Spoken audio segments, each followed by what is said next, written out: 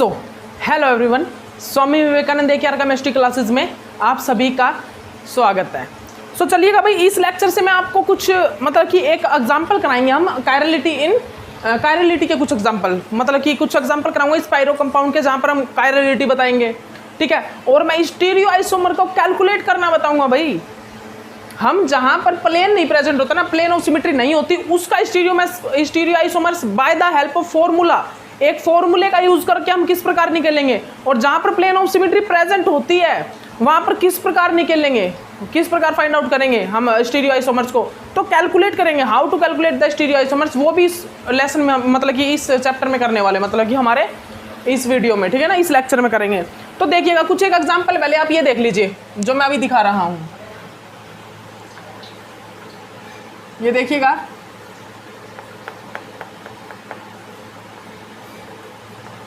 ये जो कुछ एक एग्जाम्पल भाई ये देख लीजिए आप,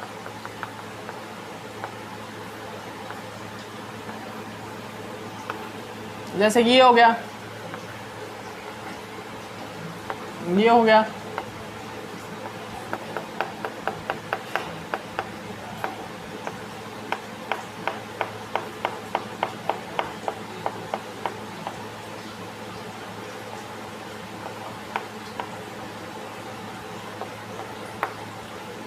ठीक है भाई। ओके, उसके बाद क्या हो गया, उसके बाद ये हो गया,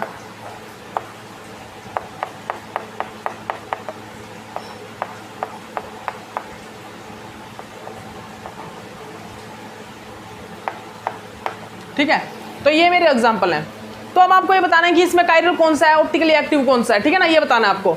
तो ऊपर वाले में तो भाई प्लेन ऑफ सिमेट्री, अगर आप ये वाला प्लेन पास करोगे, मान लीजिए आपने ये वाला प्लेन पास कर दिया, तो ये पूरा का पूरा कट हो जाएगा और ये दोनों रिफ्लेक्ट होंगे, ये दोनों एटम रिफ्लेक्ट होंगे, ठीक है ना। तो ये क्या है, प्लेन ऑफ सिमेट्री पास हो रही है यहाँ पर हमारे प्लेन ऑफ सिमेट्री पास हो रही है, मतलब कि ये क्या है, इट मीन्स इसका मतलब ये क्या है, ये जो ऑप्टिकली इनएक्टिव है, ये क्या है भाई, ऑप्टिकली इनएक्टिव है, ये जो है ऑप्टिकली इनएक्टिव है, और ये क्या है, अकायरल है, और ये क्या है भाई, अकायरल है, ठीक है। उसके बाद हमको ये देखना है, उसके बाद हमको क्या देखना भाई, उसके बाद हमको ये देखना भाई, इसको देखिए।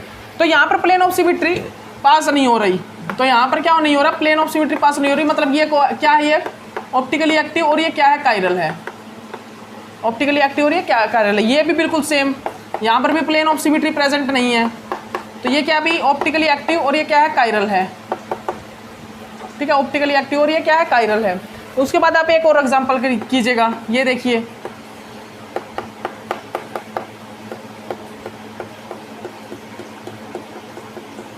ये देखिए भाई, ये देखिए, ये देखिए, क्या ये क्या है, क्या ये ऑप्टिकली एक्टिव है, बिल्कुल है भाई। ये भी, इसमें भी प्लेन ऑफ सिमेट्री प्रेजेंट नहीं है, तो ये क्या है, ऑप्टिकली एक्टिव है ये, ठीक है, और ये क्या है, कायरल है, और ये कायरल है। लेकिन आप भूल के भी इसमें ये मत बता देना कि यहाँ पर सेंटर ऑफ सिमेट्री है, सेंटर ऑफ सिमेट्री वगैरह नहीं है यहाँ पर। क्यों, कई बच्चे क्या करेंगे कि सर जब हम इस साइड जा रहे हैं तो हमें ऑक्सीजन कार्बोनाइल ग्रुप मिल रहा है, जब हम इस साइड आ रहे हैं तो कार्बोनाइल। लेकिन भाई ये तो देखिए, ये कैसे है, इस टाइप से, ये एक प्रकार से स्टैगर्ड स्ट्रक्चर है, ये स्टैगर्ड, ये तो ऑन द प्लेन है और ये वो बिलो द प्लेन है, तो यहाँ पर कैसे सेंटर ऑफ सिमेट्री देखोगे आप, ठीक है ना। ओके, याद रखिएगा, इस पॉइंट को आप अच्छे से नोट डाउन कर लीजिएगा, ठीक है भाई। ओके, तो देखिए ये मैंने करवा दिया। अब देखिए, अब आपको क्या बताना है, कुछ एक टर्म बतानी है। एसिमेट्रिक सेंटर क्या होता है, what is the asymmetric centre, what is the asymmetric centre. तो सुनिएगा, एसिमेट्रिक सेंटर हम उसको बोलते हैं, वो सेंटर जो कि 4 डिफरेंट टाइप के ग्रुप कंटेन करके रखता है।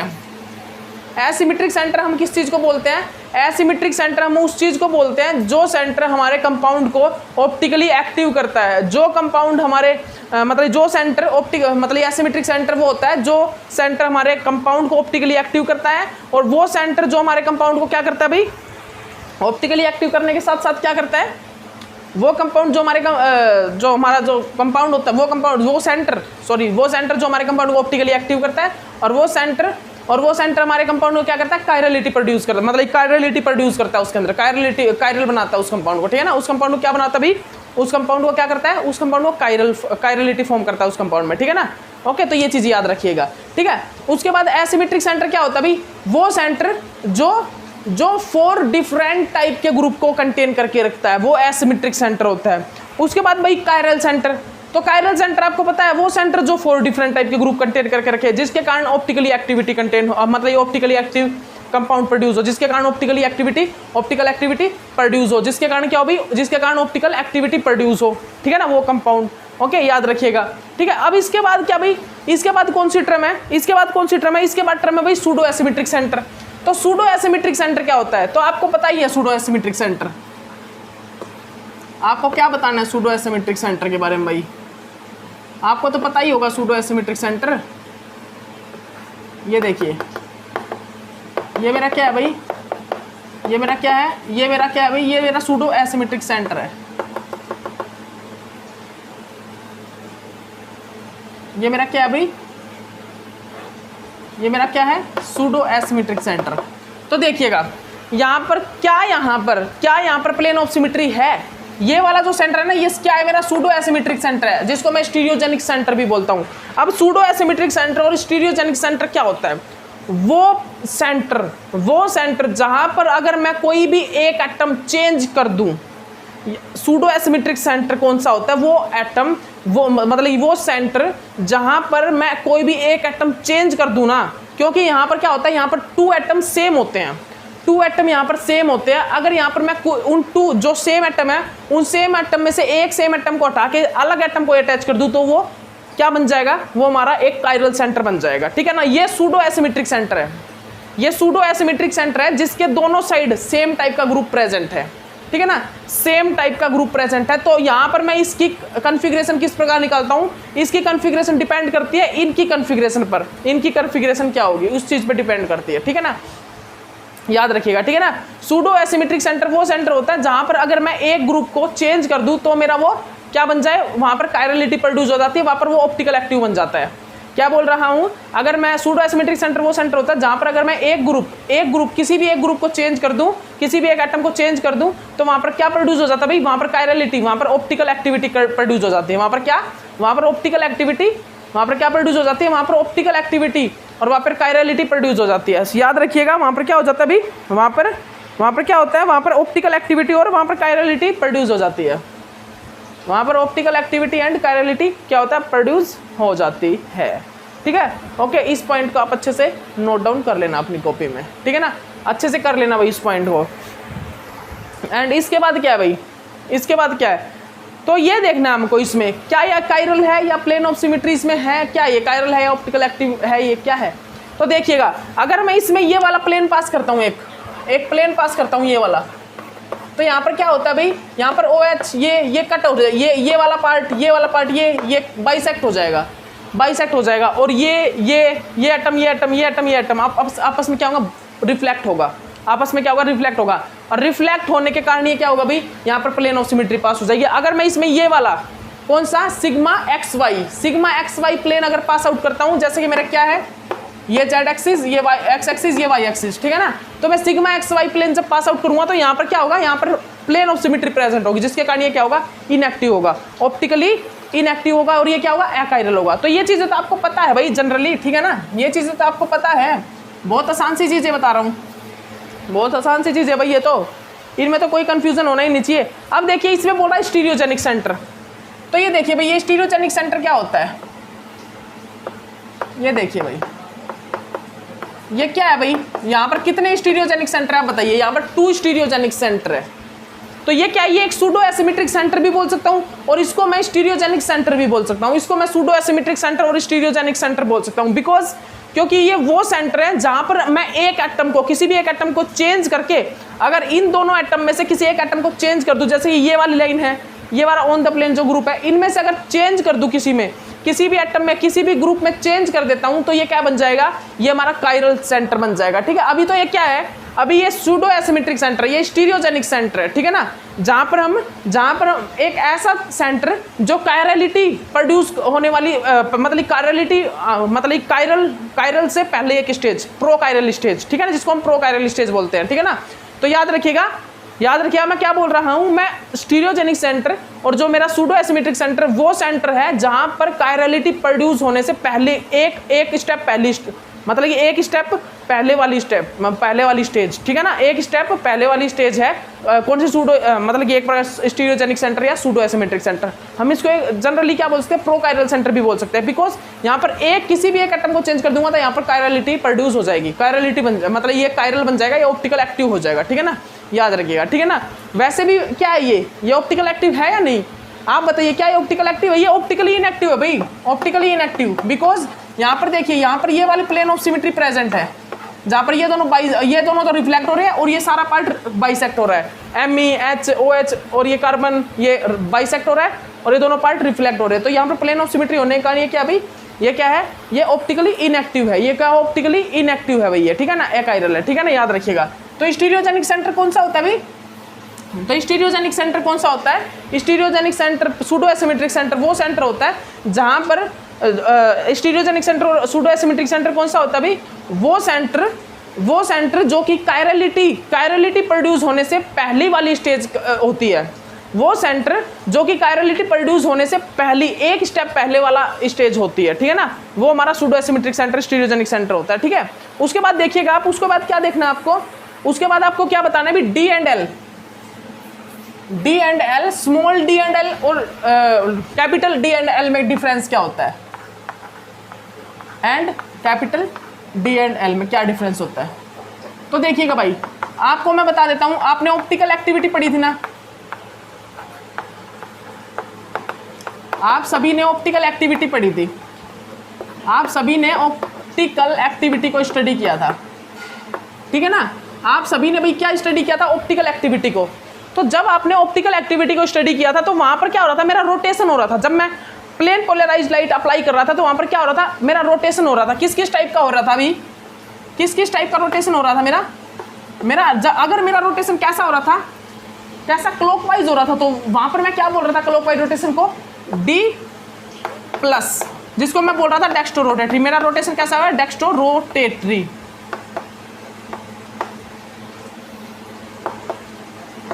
डेक्स्ट्रो रोटेटरी, ठीक है। अगर मेरा क्लॉकवाइज रोटेशन हुआ तो वो कैसा हुआ, D प्लस डेक्स्ट्रो रोटेटरी, ठीक है ना। अगर मेरा रोटेशन कैसा हुआ है, एंटी क्लॉकवाइज, तो मेरा रोटेशन कैसा हुआ है, L माइनस, जिसको मैं बोल सकता हूँ लिवो रोटेटरी, ठीक है ना, लिवो रोटेटरी, ठीक है ना। तो ये जो स्मॉल डी एंड एल कहां पर यूज हो रहा है, स्मॉल डी एंड एल, जो ये स्मॉल डी एंड एल जो है वो कहां पर यूज हो रहा है भाई, वो यूज हो रहा है हमारा ऑप्टिकल एक्टिविटी को रिप्रेजेंट करने के लिए। जो स्मॉल डी एंड एल है वो किस चीज में यूज हो रहा है, वो ऑप्टिकल रोटेशन को रिप्रेजेंट करने के लिए भाई, ठीक है ना, ऑप्टिकल रोटेशन को रिप्रेजेंट करने के लिए small D and L use हो रहा है।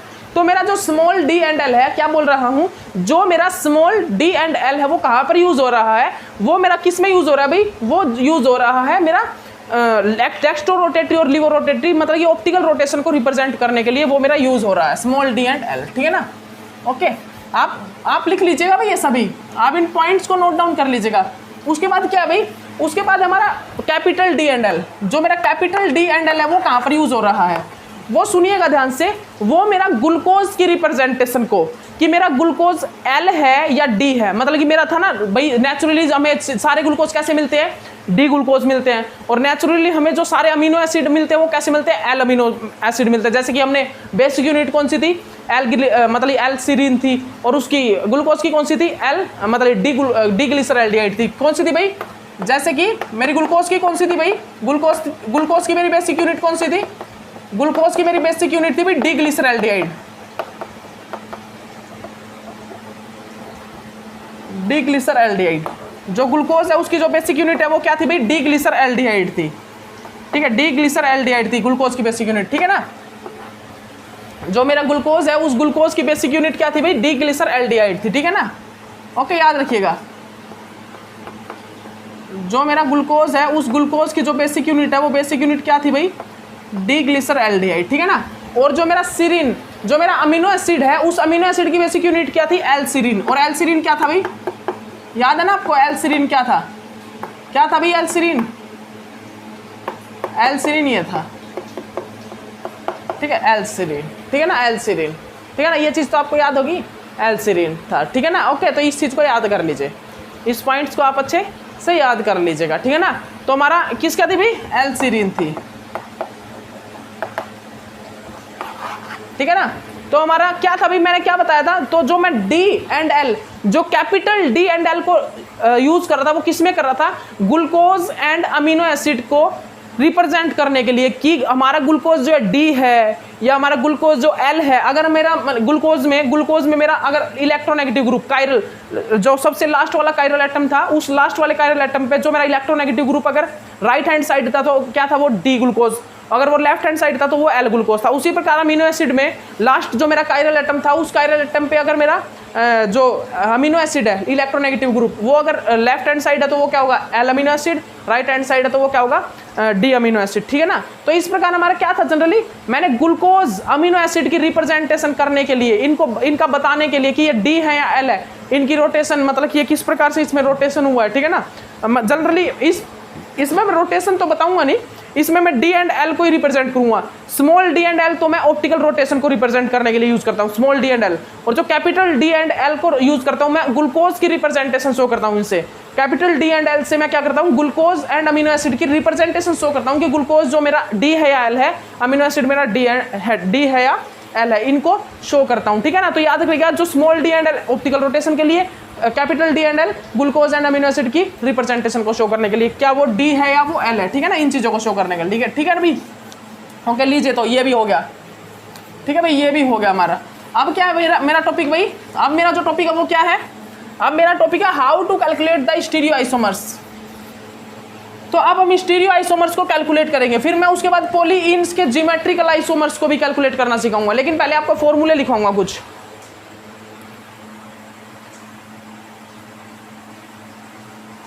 एक मिनट रुकिए गाइस, फोकस थोड़ा खराब चल,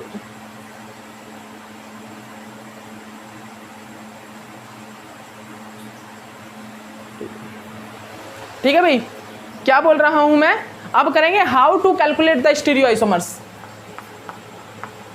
how to calculate the stereoisomers. हम आखिरकार स्टीरियो आइसोमर्स को किस प्रकार कैलकुलेट करेंगे, तो इसमें कुछ केस होंगे भाई, एक प्रकार से हम कुछ केस को स्टडी करेंगे, कुछ एक केसेस होंगे, उन केसेस को हम स्टडी करेंगे, ठीक है ना भाई। तो देखिएगा, सबसे पहला केस जो हम इसमें स्टडी करने वाले हैं, सबसे पहला जो केस है मेरा वो क्या है भाई, how to calculate optical activity of compound मतलब stereoisomers having a asymmetric carbon.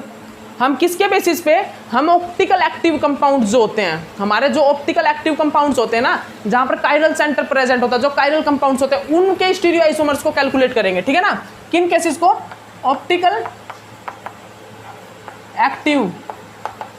Active compounds, या फिर आप एंड कायरल कंपाउंड्स। भाई हम यहाँ पर जो स्टीरियो आइसोमर्स कैलकुलेट कर रहे हैं वो किन के कर रहे हैं, जो हमारे ऑप्टिकल एक्टिव कंपाउंड्स होते हैं ना, और जो हमारे क्या होते हैं भाई, जो हमारे ऑप्टिकल एक्टिव कंपाउंड, जो हमारे कायरल कंपाउंड्स होते हैं जनरली, ठीक है, जहां पर एसिमेट्रिक कार्बन होता है, क्या बोल रहा हूं, जहां पर एसिमेट्रिक कार्बन होता है, ठीक है ना, जहां पर क्या होता है भाई, एसिमेट्रिक कार्बन प्रेजेंट होता है, ठीक है ना, ठीक है। तो how to calculate the stereoisomers of optical active compounds, chiral compounds and asymmetric carbon containing compounds के हम स्टीरियो आइसोमर्स को किस प्रकार कैलकुलेट करेंगे, सुन लीजिए ध्यान से। How to calculate the stereoisomers of optical active compound, ठीक है, chiral compounds and asymmetric carbon containing compounds, इनका हम क्या करेंगे, इनकी हम स्टीरियो आइसोमर्स को किस प्रकार कैलकुलेट करेंगे, इनके हम स्टीरियो आइसोमर्स को किस प्रकार कैलकुलेट करेंगे। तो सबसे पहला मेरा केस क्या है भाई, सबसे पहला इन case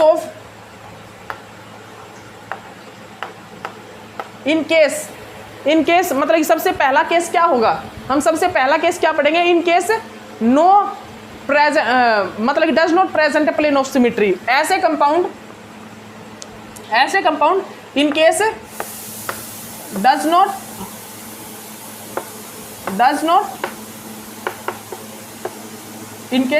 present a plane of symmetry मतलब कि POS, ठीक है। ऐसे केस ऐसे केस जहां पर हमारे पास प्लेन ऑफ सिमेट्री प्रेजेंट नहीं होती, in case of does not present a plane of symmetry, ऐसे केस जहां पर प्लेन ऑफ सिमेट्री प्रेजेंट नहीं होती।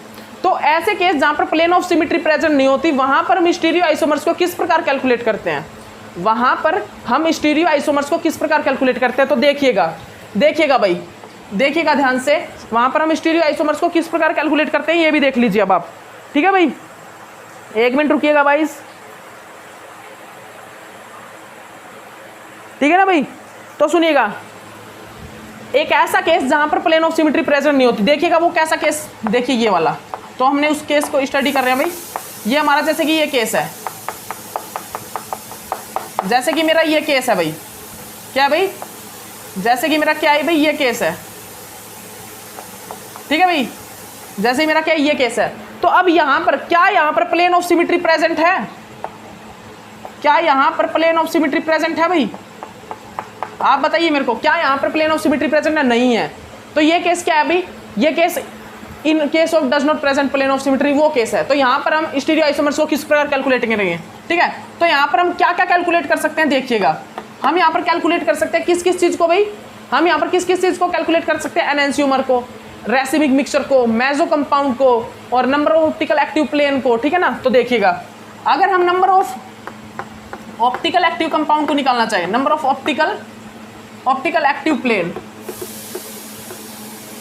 Number of optical active plane, कि यहाँ पर इस कंपाउंड के अंदर मेरा कितने number of optical active plane present है, ऑप्टिकल एक्टिव प्लेन, मैं क्या बोल रहा हूँ, इस कंपाउंड के अंदर मेरा कितने number of optical active plane present है। तो मैं इसको किस प्रकार निकालूंगा, इसको निकालने का मेरे पास सिंपल फॉर्मूला है भाई। Number of optical active plane को मैं रिप्रेजेंट करूंगा ए से, और इसको मैं निकालूंगा 2 की पावर n से, 2 की पावर n से, ठीक है ना। तो number of optical active plane मेरे कितने प्रेजेंट है, इसको मैं डिनोट करता हूँ a से, और इसको मैं किस प्रकार निकालता हूँ 2 की पावर n से, 2 की पावर n। और n का मतलब क्या होता है, n का मतलब क्या होता है भाई, n होता है मेरा number of asymmetric centre, number of asymmetric centre, asymmetric centre, number of asymmetric centre, ठीक है ना। तो अगर मान लीजिए यहाँ पर मुझे क्या निकालना है, a की वैल्यू निकालनी है, a की वैल्यू फाइंड आउट करनी है कि number of optical active plane मेरे कितने हैं। तो रख दीजिए भाई, यहाँ पर नंबर ऑफ एसिमेट्रिक सेंटर कितना है, 1 है। तो रख दीजिए भाई n की वैल्यू कितनी है, 1। तो मान लीजिए a is equal to 2n है ना, तो n की वैल्यू रख दीजिए भाई 2 की पावर 1। तो क्या आएगा, यहाँ पर वैल्यू आ जाएगी 2, मतलब कि यहाँ पर a की वैल्यू क्या है, 2, मतलब यहाँ पर number of optical active plane कितने हैं, 2 है, मतलब कि यहाँ पर भाई number of optical active plane कितने हैं, 2 है, ठीक है। याद रखिएगा, यहाँ पर जो number of optical active compound है वो कितने हैं, 2। सुन लीजिए ध्यान से, दोबारा बोल रहा हूँ, यहाँ पर जो number of optical active plane है वो कितने होंगे, वो 2 होंगे, ठीक है ना। वो कितने होंगे भाई, वो हमारे पास 2 होंगे, ठीक है ना। वो हमारे पास कितने होंगे भाई, 2 होंगे, ठीक है। अब अगर मैं यहाँ पर एनेंशियोमर कैलकुलेट करना चाहूँ, एनेंशियोमर, तो एनेंशियोमर के लिए फॉर्मूला क्या होता है भाई, इसके लिए तो मैंने बता दिया। अब अगर मैं यहाँ पर एनेंशियोमर का कैलकुलेट करना चाहूँ, किस चीज़ को, एनेंशियोमर को, तो एनेंशियोमर के लिए फॉर्मूला क्या होता है, एनेंशियोमर के लिए फॉर्मूला आता है a/2, ठीक है ना। और रेसिमिक मिक्सचर के लिए क्या होता है, रेसिमिक मिक्सचर, अगर मैं रेसिमिक मिक्सचर निकालना चाहूँ, इसका रेसिमिक मिक्सचर निकालना चाहूँ कि इसका रेसिमिक मिक्सचर कितना होगा, तो उसके लिए फॉर्मूला क्या होता है, a/2। और सुनिएगा ध्यान से, जहां पर प्लेन ऑफ सिमेट्री प्रेजेंट नहीं होगी, जिस कंपाउंड में प्लेन ऑफ सिमेट्री प्रेजेंट नहीं होगी, वहां पर मेसो कंपाउंड 0 होंगे, वहां पर जो मेसो कंपाउंड है कितने होंगे, 0, वहां पर हमारे मेसो कंपाउंड कितने होंगे भाई, 0 होंगे, ठीक है ना। याद रखिएगा, वहां पर जो मेरे मेसो कंपाउंड है वो कितने होंगे, 0 होंगे। जिस कंपाउंड में, सुन लीजिए ध्यान से, मैं दोबारा क्या बोल रहा हूं, मैं सुन लीजिए, अगेन सुन लीजिए, जहां पर क्या है भाई, जहां पर मेरा प्लेन ऑफ सिमेट्री प्रेजेंट नहीं है, जहां पर मेरा प्लेन ऑफ सिमेट्री प्रेजेंट नहीं है, वहां पर एनेंशियोमर कैसे निकालूंगा, a/2 से। Number of optical active plane कैसे निकालूंगा, a की पावर, मतलब कि a इज इक्वल टू 2 की पावर n से, ठीक है ना। रेसिमिक मिक्सचर भी a/2 से, और वहां पर मेसो कंपाउंड 0 होते हैं। जहां पर प्लेन ऑफ सिमेट्री प्रेजेंट नहीं होता, वहां पर जो मेरे मेसो कंपाउंड है वो 0 होते हैं, हमेशा कितने, 0 होते हैं, ठीक है ना। तो आपको क्या करना है, आपके भाई a की वैल्यू क्या आई थी, आपके a की वैल्यू क्या थी, a की वैल्यू 2 आई थी, तो रख दीजिए 2 डिवाइडेड बाई 2, क्या आ गया भाई, एनेंशियोमर कितना आ गया, 1 आ गया, मेरा एक एनेंशियोमर होगा यहाँ पर। इस कंपाउंड के लिए जो मेरा एनेंशियोमर होगा कितना होगा, 1 होगा, ठीक है। रेसिमिक मिक्सचर कितना होगा, वो भी 1 होगा, रेसिमिक मिक्सचर कितना होगा, 1 होगा। और जहां पर प्लेन ऑफ सिमेट्री नहीं होती, वहां पर मेसो कंपाउंड कितने होते हैं, 0 होते हैं। तो यहाँ पर मेसो कंपाउंड कितने होंगे भाई, 0 होंगे, ठीक है ना। तो आप इस चीज को नोट डाउन कर लीजिएगा, इस चीज को नोट डाउन कर लीजिएगा। और फिर उसके बाद मेरा नेक्स्ट केस क्या है भाई, एक ऐसा केस जहां पर प्लेन ऑफ सिमेट्री प्रेजेंट होता है, in case plane of present of plane of symmetry, एक ऐसा केस जहां पर मेरा प्लेन ऑफ सिमेट्री प्रेजेंट होता है, ठीक है भाई, ध्यान से देख लीजिएगा। एक ऐसा केस जहां पर मेरा प्लेन ऑफ सिमेट्री प्रेजेंट होता है, ठीक है ना, देख लीजिए ध्यान से देख लीजिएगा। तो एक ऐसा केस जहां पर मेरा प्लेन ऑफ सिमेट्री प्रेजेंट होता है, इन केस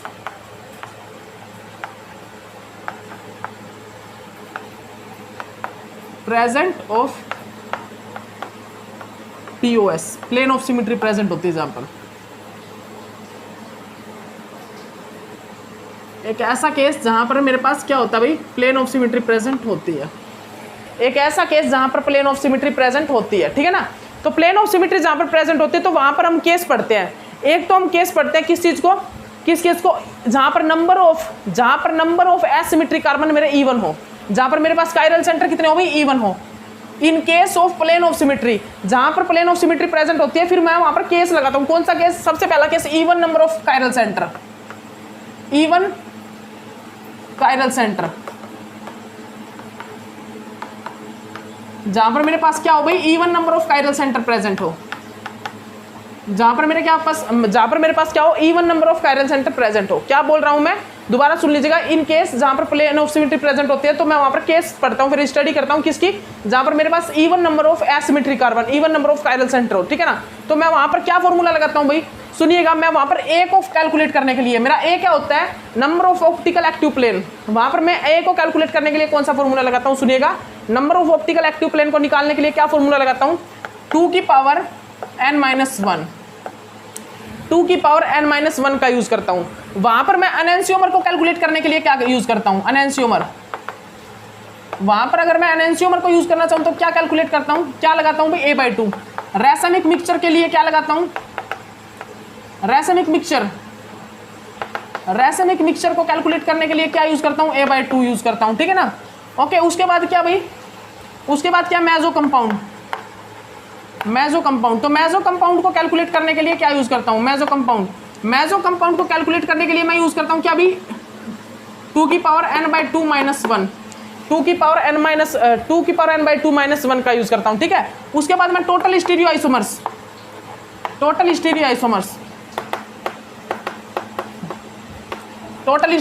को कैलकुलेट करने के लिए क्या यूज करता हूं भाई, यूज करता हूं 2 की पावर n-1, ठीक है। 2 की पावर n-1 का यूज मैं करता हूं, ठीक है ना। देख लीजिए इसको ध्यान से देख ले। एक मिनट रुकिएगा भाई।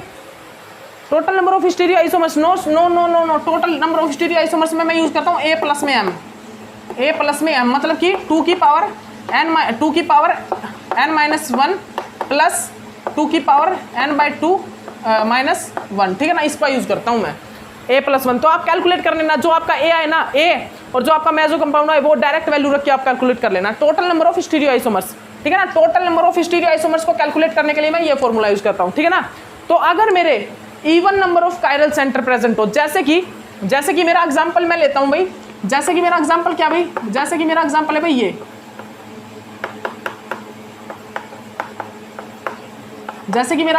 ये, तो देखिएगा यहां पर प्लेन ऑफ सिमेट्री प्रेजेंट है, बिल्कुल है भाई। यहां पर मेरी प्लेन ऑफ सिमेट्री प्रेजेंट है, यहां पर मेरा प्लेन ऑफ सिमेट्री प्रेजेंट है भाई। देखिएगा यहां पर मैं अगर ये प्लेन पास करता हूं तो यहां पर प्लेन ऑफ सिमेट्री है, बिल्कुल है प्लेन ऑफ सिमेट्री। तो यहां पर क्या होगा भाई, प्लेन ऑफ सिमेट्री है और यहां पर क्या है, इवन केस, मतलब कि even number of asymmetric carbon है। यहां पर even number of asymmetric carbon है, तो मैं कौन से फॉर्मूले यूज करूंगा, ये वाले। तो अगर मुझे ए की वैल्यू निकालनी है तो क्या करूंगा भाई, सबसे पहले मैं देखूंगा इनकी वैल्यू क्या, कितने नंबर ऑफ एसिमेट्रिक कार्बन है भाई। यहाँ पर मेरे 2 नंबर ऑफ एसिमेट्रिक कार्बन, तो लगा दीजिए भाई, 2 की पावर 2 - 1 क्या आ जाएगी वैल्यू, क्या आ जाएगी भाई, 2 की पावर 1 आ जाएगी, मतलब कि वैल्यू आ गई 2, ठीक है ना। यहाँ पर क्या आएगी, 2 / 2 मतलब कि 1, ठीक है। यहाँ पर क्या आएगी, 2 / 2 = 1। और यहाँ पर क्या आएगी, मेसो कंपाउंड की वैल्यू क्या आएगी भाई, मेसो कंपाउंड निकालिए, मेसो कंपाउंड को कैलकुलेट करिए। मेसो कंपाउंड क्या आएगा, 2 की पावर 2 ये आ जाएगा। उसके बाद क्या आएगा भाई, 2 की पावर 2 माइनस का 2 / 2 क्या हो जाएगा, ये क्या हो जाएगा भाई, ये हो जाएगा मेरा 0 / 2, तो क्या हो जाएगा 0, 2 की पावर 0, तो वैल्यू कितनी आ जाएगी 1। अगर किसी की पावर 0 हो तो वैल्यू कितनी होती है, 1 होती है। किसी की भी 10 की पावर 0 और अगर मेरा 1 की पावर 0, 2 की पावर 0, 3 की पावर 0, तो मेरे कितनी होगी वैल्यू, मेरी वैल्यू आएगी 1, ठीक है ना। तो 2 की पावर 0 तो वैल्यू कितनी आएगी 1। तो यहाँ पर मेसो कंपाउंड की वैल्यू क्या भाई 1 है, ठीक है ना। तो मुझे अब टोटल स्टीरियो आइसोमर्स को कैलकुलेट करने हैं, तो क्या करना पड़ेगा आपको, A प्लस M की वैल्यू रख दीजिए मेसो कंपाउंड की। मैं मेसो कंपाउंड को रिप्रेजेंट कर रहा हूँ भाई M से, स्मॉल m, ठीक है ना। तो आप A की number of optical active plane की वैल्यू रख दीजिए, मेसो कंपाउंड की वैल्यू रख दीजिए। कितने भाई number of optical active compound कितने, 2 प्लस M कितना है, M मेरा 1 है, तो कितने हो गए टोटल स्टीरियो आइसोमर्स 3। तो यहाँ पर जो टोटल स्टीरियो आइसोमर्स है वो कितने हो गए, 3 हो गए, ठीक है ना। टोटल स्टीरियो आइसोमर्स मेरे 3 हो गए, ठीक है ना। ओके, तो लीजिए भाई टाइम हो चुका है। अब नेक्स्ट जो मेरा लेक्चर होगा उस लेक्चर में मैं आपको इन केस ऑफ ओड, जहां पर odd number of asymmetric centre present होंगे, ठीक है ना। तो यहाँ पर मैंने आपको क्या क्या करवा दिया, मैंने यहाँ पर करा दिया अभी आपको कि जब मेरे पास क्या प्रेजेंट है, जब मेरे पास एक ऐसा केस जहाँ पर मेरे पास प्लेन ऑफ सिमेट्री नहीं है, वहां पर हम नंबर ऑफ एक्टिव प्लेन को किस प्रकार निकालेंगे, एनांसियोमर रेसिमिक मिक्सचर को किस प्रकार निकालेंगे, ठीक है ना। मेसो कंपाउंड वहां पर 0 होते हैं, वहां पर जो मेसो कंपाउंड है वो 0 होते हैं, ठीक है। फिर एक ऐसा केस जहाँ पर प्लेन ऑफ सिमेट्री प्रेजेंट होता है, जहाँ पर प्लेन ऑफ सिमेट्री प्रेजेंट होता है वहां पर हम केस को स्टडी करते हैं, किसको, एक ऐसा केस जहाँ पर क्या हो, जहाँ पर मेरे पास एसिमेट्रिक सेंटर प्रेजेंट हो। एक ऐसा केस जहाँ पर मेरे पास क्या प्रेजेंट हो भाई, जहाँ पर मेरे पास एसिमेट्रिक सेंटर क्या हो, प्रेजेंट हो, ठीक है ना। और कितने हो, even number of asymmetric centre. तो even number of asymmetric centre के लिए मैं ये यूज करता हूँ, A निकालने के लिए 2 की पावर n-1, मेसो कंपाउंड निकालने के लिए 2 की पावर n/2 -1, ठीक है ना। रेसिमिक मिक्सचर और एनांसियोमर के लिए बिल्कुल सेम। टोटल स्टीरियो आइसोमर्स के लिए क्या यूज करता हूँ भाई, A प्लस में M, ठीक है। तो ये केस मैंने आपको करवा दिए। अब जो नेक्स्ट केस है मेरा वो कौन सा है, एक ऐसा केस जहां पर मेरे पास odd number of asymmetric centre present हो और वहां उस कंपाउंड पर प्लेन ऑफ सिमेट्री हो, जहां पर मेरे पास ओड नंबर ऑफ प्लेन मतलब कि एसिमेट्रिक सेंटर और वहां पर प्लेन ऑफ सिमेट्री प्रेजेंट हो। उस केस में अब मुझे क्या निकालना है, टोटल स्टीरियो आइसोमर्स को, total number of stereoisomers, optical active plane, enantiomeric mixture मतलब enantiomers, racemic mixture, meso compound, इनको कैलकुलेट करना है। तो नेक्स्ट लेक्चर में मिलते हैं। ओके, इस लेक्चर के लिए इतना ही काफी, बाय।